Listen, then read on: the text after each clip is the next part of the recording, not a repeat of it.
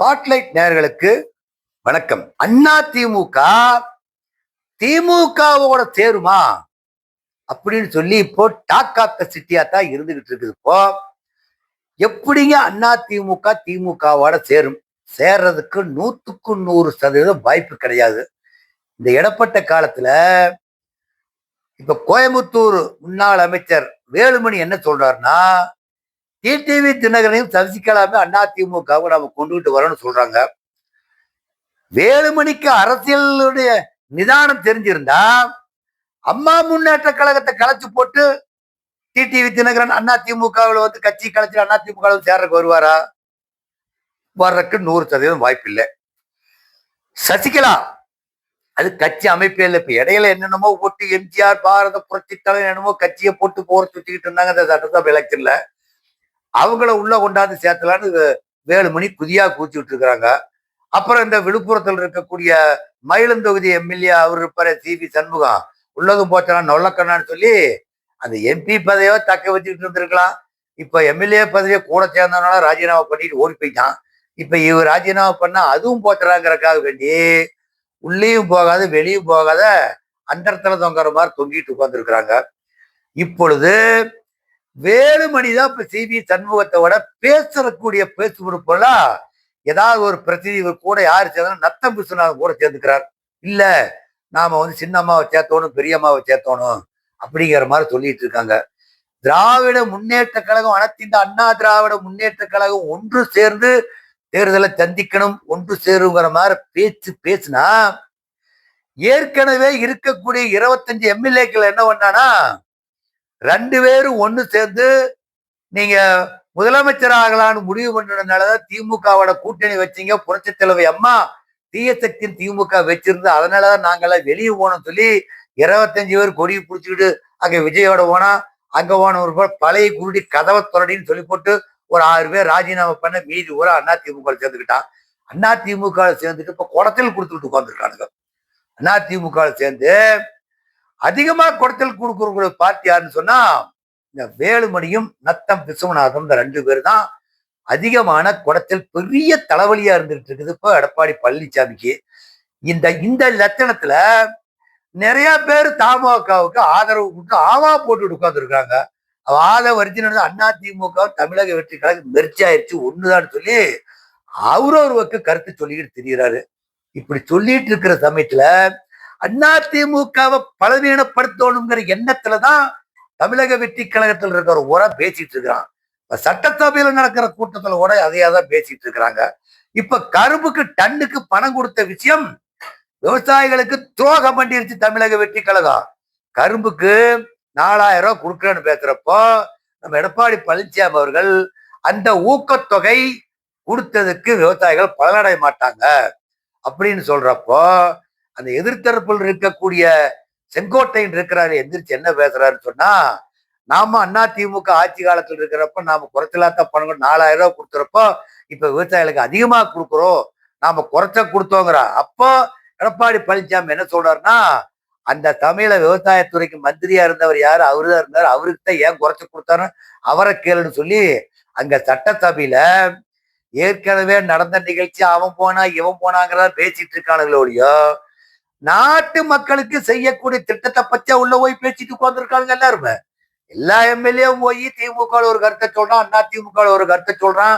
அப்போ செங்கோட்டையனை அவரு பன்னீர்செல்வம் ஒரு கருத்தை சொல்றப்போ செங்கோட்டையனுக்கு என்ன சொல்றப்ப அவர் என்ன சொல்றாரு, செங்கோட்டையன் முதல்ல கட்சியில இருந்து வெளியே போயிட்டாரு, அதுக்கு முன்னாடி நானும் கட்சி விட்டு வெளியே போறேங்கிறேன்.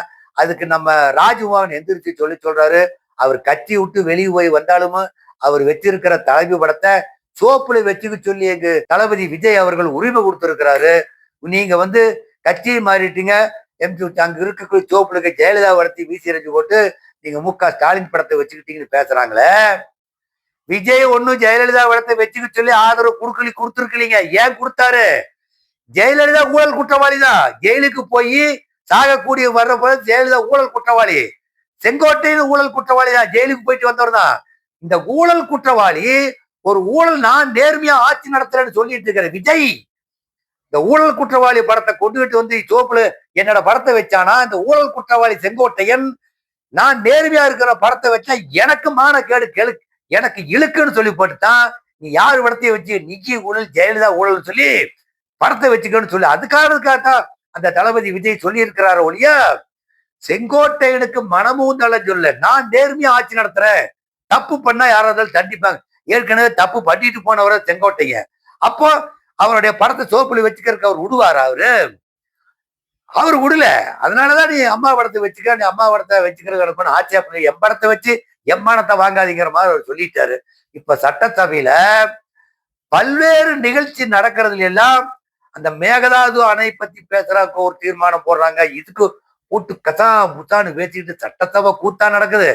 இவன் கடன் வாங்கினா அவன் கடன் வாங்கினாங்கிறான். அவன் ஒருத்தன் சொல்ற உள்ளுக்குள் உழுந்துட்டு சொல்றாரு அவரு நம்ம மரிய வில்சன் நிதித்துறை அமைச்சர் 1,28,000 ரூபாய் ஒவ்வொரு தலையிலும் கடனா வச்சுட்டு போயிட்டீங்க. நீ ஆட்சிக்கு வந்து கடனை கட்டத்தானா நீங்க எல்லாம் சேர்ந்து ஒரு திட்டத்தை போட்டிருக்கணும், இப்ப பட்ஜெட்டை போட்டிருக்கணும். நீங்க இதுவரை 27 லட்சம் கோடி கடனை வாங்கி வச்சிருக்கிறீங்க. நீங்க இப்ப என்ன பண்ணி இருக்காங்கனாக்கா, இப்ப மட்டும் வாழ்ந்தாங்களா அவங்க? இப்பதான் கடன் வாங்கி வச்சிருக்கிறாங்க. 20 லட்சம் சம்திங் கோடி வந்து அவங்க கடன் வாங்கி வச்சிருக்கிறாங்க. இப்பவும் அவங்க கடன் வாங்காம ஆட்சி நடத்தல. ஒரு கடன் வாங்கினா ரிசர்வ் பேங்க்ல ஒப்புதல் கொடுக்கணும். நீங்க உபரி வருமானத்தை கொண்டுகிட்டு வந்து அந்த ஆட்சி நாங்க 1,28,000 பேர் ஒவ்வொரு தலையில் இருக்கிற கடனை நாங்க 28,000 காட்சியில 1 லட்சம் ரூபாய் ஒரு தலையில் கடன் வச்சிருக்கோம்னு சொல்லி சொன்னீங்கன்னா அது பரவாயில்லன்னு சொல்லலாம்.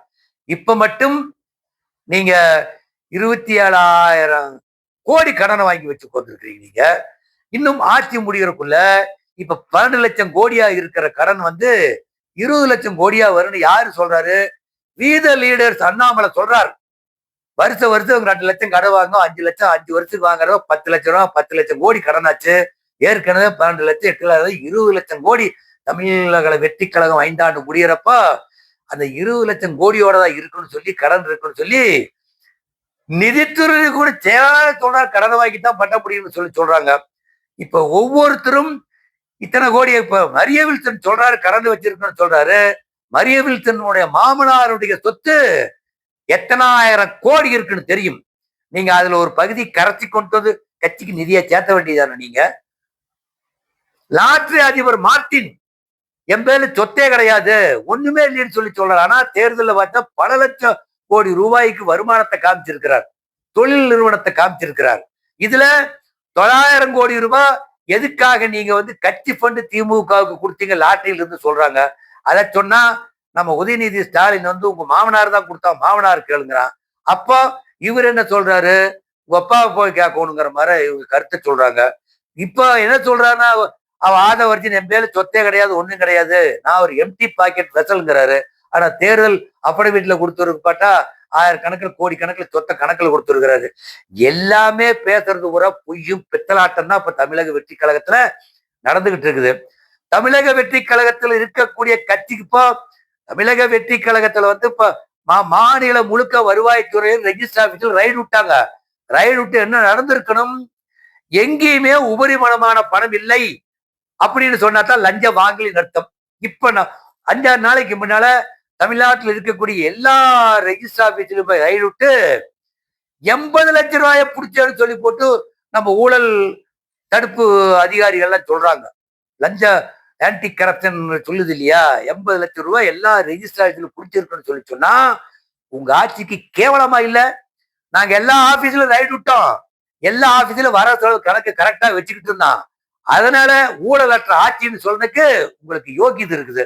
ஆனா எந்த துறையில போனாலும் சரி, வருவாய்த்துறைக்கு போனாலும் சரி, டிரான்ஸ்போர்ட் துறைக்கு போனாலும் சரி, எங்க போய் இந்த ஆன்டி கரப்ஷன் போய் உள்ளுக்குள்ள போய் தொலாய் பார்த்துட்டு வெளியேறப்போ கணக்கில் காட்டப்படாத பணம் இருந்ததுன்னு சொல்லித்தான் அறிக்கை கொடுத்துட்டு இருக்கோ இல்லையோ, எல்லா வரவு செலவும் கரெக்டா இருந்து இதுவரையிலும் ஆன்டி கரப்ஷன் கொடுக்கலன்னு சொன்னா ஆட்சியில லஞ்சம் லாவடி பெருகி போச்சுன்னு அர்த்தம். லஞ்சம் லாவடியை பெருகம் காட்டித்தான் நீங்க ரைடு விட்டுட்டு பாருங்க ஒவ்வொருத்தரும் படத்தை பிடிச்சிட்டு வர்றீங்க. அப்படி ரைடு போயிட்டு வெளியே வர்றப்போ எல்லா கணக்கும் நேரா இருக்குதுங்க அப்படின்னு சொன்னதான் விஜயனுடைய ஆட்சி லஞ்ச லாவணியமற்ற ஆட்சின்னு சொல்லணும். சட்ட ஒழுங்கு நாரி கிடக்குது. இப்ப சமீபத்துல கோயம்புத்தூர்ல இந்த பையனுடைய அப்பாவே சொல்றாரு, என் பையனு கஞ்சா வித்துக்கிட்டு தான் இருந்தான், அப்ரூவரா மாதிரி யாரா இருக்குன்னு சொல்லி போலீஸ்ல சொல்றப்ப இவர் அப்ரூவரா மாதிரி இவன் எல்லாம் கஞ்சா விற்கிறான், கஞ்சா விற்கிறான், காலேஜ்ல விற்கிறான்னு சொல்லி நைட்டா வந்து அவனை அடிச்சு வெட்டி நேர கிழிச்சு கொண்டு போட்டு போயிட்டாங்க. போலீஸ் பாதுகாப்பும் கொடுக்கல, ஒரு மண்ணாங்கட்டியும் கொடுக்கல. இப்போ தமிழ்நாட்டுல அவரு நிதி பட்ஜெட் படிக்கிறப்போ 740 கோடி ரூபாய் டிரான்ஸ்போர்ட்ல இருந்து உபரி வருமானம் வந்துங்க. எப்பறம் உபரி வருமானம் வந்துன்னு சொன்னா, நாங்க ஃபேன்சி நம்பர் கொடுத்து காசு வாங்கணும், அதுக்கு போட்டு சட்டத்தில் இப்படி வாங்கணும்னு சொல்லி சொல்றாங்க. இப்போ எல்லாம் இருக்கக்கூடிய பஸ் பூரா தகரட்டப்பா பஸ்ன்னு சொல்லிக்கிட்டு எல்லாம் மாற்றி போட்டு எல்லாம் எலக்ட்ரிக்கல் பஸ் வாங்கினா காசு வேணும் இல்லையா? தமிழ்நாட்டுல காசே இல்லைன்னு சொல்லி இருக்கிறப்ப உங்களுக்கு எல்லாம் வாங்கிட்டு கமிஷன் அடிக்கிறக்கா? இன்னைக்கும் தமிழ்நாட்டில் லஞ்ச லாவணியம் ஊழல் பெருக்கெடுத்தா ஓடி இருக்குது. இருக்கக்கூடிய ஒவ்வொரு மந்திரனுடைய துறையிலும் ஊழல் நடந்துகிட்டு தான் இருக்குது. நீங்க ஊழல் நடந்துகிட்டு இருக்கிறத மறைக்கிறதுக்கு தான் எப்படி ஆட்சியை பிடிக்கிறப்ப அவன் செஞ்சான் இவன் செஞ்சான்னு சொல்லி அப்படி ஒரு மாயை ஏற்படுத்தி ஆட்சி பிடிச்சிங்களோ, அதே மாதிரிதான் ஊழலே நடக்கலன்னு சொல்லிட்டு இருக்கிறீங்க. எல்லா துறையிலும் ஊழல் நடந்துகிட்டே தான் இருக்குது. அந்த ஊழலை நிறுத்துவதற்கு முடியாது. வெளியே வேணா நீங்க அந்த கமிட்டி போட்டோம், இவங்களை போட்டோம், அந்த உயர் போலீஸ் அதிகாரி போட்டோம், இத்தனை போன் நம்பர் கொடுத்து பண்ணீங்க, எத்தனை போன் நம்பர் கொடுத்து பண்ணி எத்தனை போய் பிடிச்சி நிறுத்தி இருக்கிறாங்க? இதுக்கெல்லாம் ஒரு தகவலும் கிடையாது. இப்ப சட்டசபையில விவசாயிகளுக்கு உண்டான கடனை தள்ளுபடி ஒன்றுன்னு சொல்லி போட்டு போராட்டம் நடத்துறாங்க விவசாயிகள் எல்லாம். ஒரு பிரயோஜனங்களை கொஞ்சம் பணம் தள்ளுபடி பண்ணிட்டு சரியா போச்சுன்னு சொல்லி சொல்றாங்க. டாஸ்மாக்ல இருக்கக்கூடிய கடையை நிறுத்தி போட்டு இத்தனை கோடி ரூபாய் வருமானம் சொல்லி உயர் ரக வருமானத்துக்கு அவன் 10 கம்பெனிக்கு ஆர்டர் கொடுக்குறான். இப்ப 3 மாசத்துல டாஸ்மாக் கடையோட பார் எக்ஸ்டென்ஷன் எதுக்காக பண்றாங்க? இப்ப என்ன பண்ணி இருக்கணும்? தமிழ்நாடு முழுக்க போட்டதெல்லாம் செந்தில் பாலாஜியோட ஆட்கள் தான் ஒவ்வொரு பாரும் எடுத்திருந்தான். அவன் பேர்ல தான் இருந்தது. நீங்க அந்த 3 மாசத்துக்கு கடை எக்ஸ்டென்ட் பண்ணி கொடுத்தீங்க இல்லையா? எவ்வளவு கைவிட்டு வாங்கினாங்கிறது யாருக்கு தெரியும்? எதுக்காக எக்ஸ்டென்ட் பண்ணணும்? ஒரு ஏலத்தை நடத்த முடியாத அரசாங்கம், ஒரு பார் ஏலத்தை நடத்த முடியாத அரசாங்கம் மீண்டும் 3 மாசத்துக்கு அந்த ஏற்கனவே போட்ட திட்டம் தொடரும், பார் தொடரும் சொல்லி சொன்னாக்க ஊழல் மலிஞ்சு ஊழலுக்கு வித்துட்டு எடுத்தா இருக்குது. இப்போ நீங்க புதுசா டெண்டர் விடுறதுன்னு ஒரு வாரம் நிறுத்தி வச்சிருந்தீங்கல்ல, அடுத்த நாள் டெண்டர் விட்டா எவ்வளவு எடுக்கிறான், பார் நடத்திட்டு போறான். இப்ப நீங்க புதுசா ஒரு சட்டம் போடுறீங்க, பாருக்கும் இதுக்கும் ஒரு 300 அடி தூரம் இருக்கணும் அப்படின்னு சொல்லி, கடையும் பார் ஒன்னா இருக்கக்கூடாதுன்னு சொல்லி ஏதோ போட்டு குழப்பி பழைய முந்தைய புதிய முந்தையில பழையகள்ங்கிற கதையை தான் கொண்டுகிட்டு போயிட்டு இருக்கிறீங்க. நீங்க தமிழக வெற்றி கழகத்துல வந்து சட்டம் ஒழுங்குங்கிறது சரியில்லை. எல்லா மந்திரி துறைகளையுமே ஊழல் மலிஞ்சுதான் இருக்குது. இத ரொம்ப தூரம் வெளியே பேசினா பேசுன்னு புடிச்சு உள்ள ஓட்டுறாங்க. இப்போ எதிர்கட்சி தலைவர் வராம கூட்டம் நடத்தலான்னு பார்த்தாங்க, இவங்களுக்கு விவரம் பத்துல விட்டு போனாங்க. இப்போ ஆரம்பத்திலேயே திராவிட முன்னேற்ற கழகம் 42 பேர் கரூர்ல செத்ததுக்கு புடிச்சு போட்டு இருந்தாங்கன்னாக்கா கட்சி ஆடுதான் காணாது போயிருக்கும். பார்க்கலாம். இனிமேல் வந்து கட்சியை கொண்டுகிட்டு போய் அடுத்த உள்ளாட்சி தேர்தல், இனி நடக்கக்கூடிய தேர்தல் எல்லாம் முடிச்சுட்டு நீ அடுத்த 6 மாசம் கழிச்சு யாரு உள்ள இருக்கிறான் யாரு வெளியே போறாங்கிறதெல்லாம் இனிமேல் தான் அது கடவுளுக்கு தான் வெளிச்சம். நன்றி, வணக்கம். இந்த வீடியோ உங்களுக்கு பிடிச்சிருந்தா லைக் பண்ணுங்க, கமெண்ட் பண்ணுங்க, ஷேர் பண்ணுங்க, சப்ஸ்கிரைப் பண்ணுங்க.